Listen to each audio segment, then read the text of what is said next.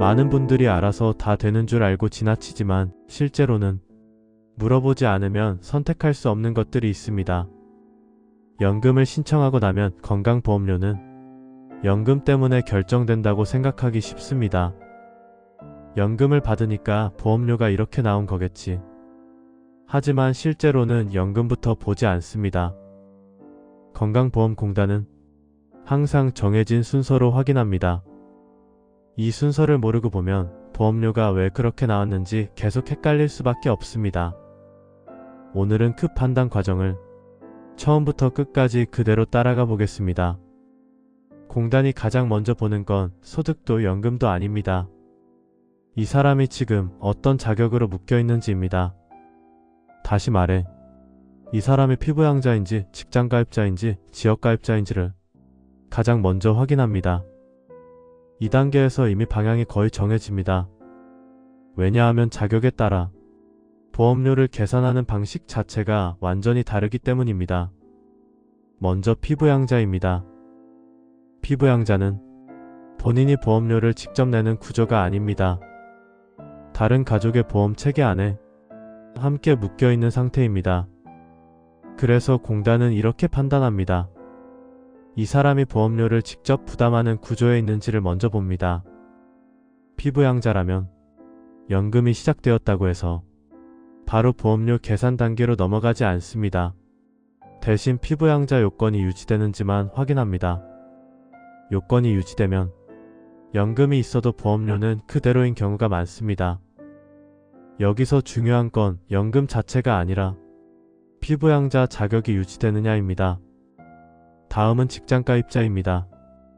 직장가입자는 이미 보험료 기준이 명확하게 정해져 있습니다. 바로 직장에서 발생하는 소득입니다. 그래서 공단은 이 순서로 봅니다. 이 사람은 직장 소득이 있는 상태인가?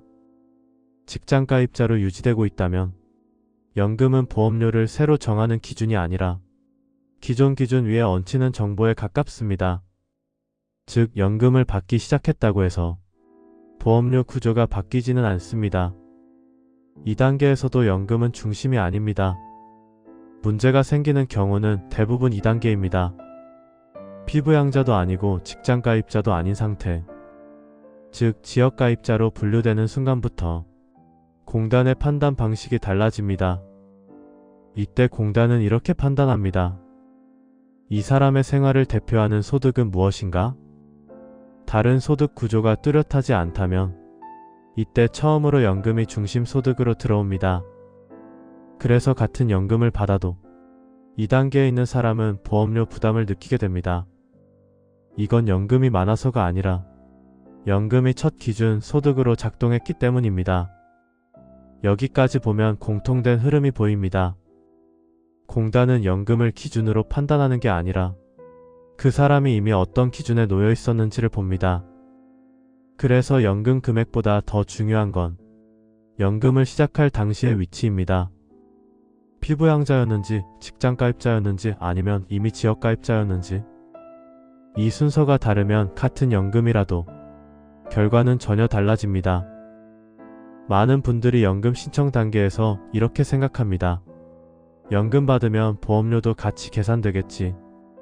하지만 공단의 판단은 항상 이렇게 흐릅니다. 자격 확인, 기존 기준 존재 여부, 새 기준 적용 여부. 이 순서를 모르면 보험료 고지서를 보고 이유를 찾기 어렵습니다.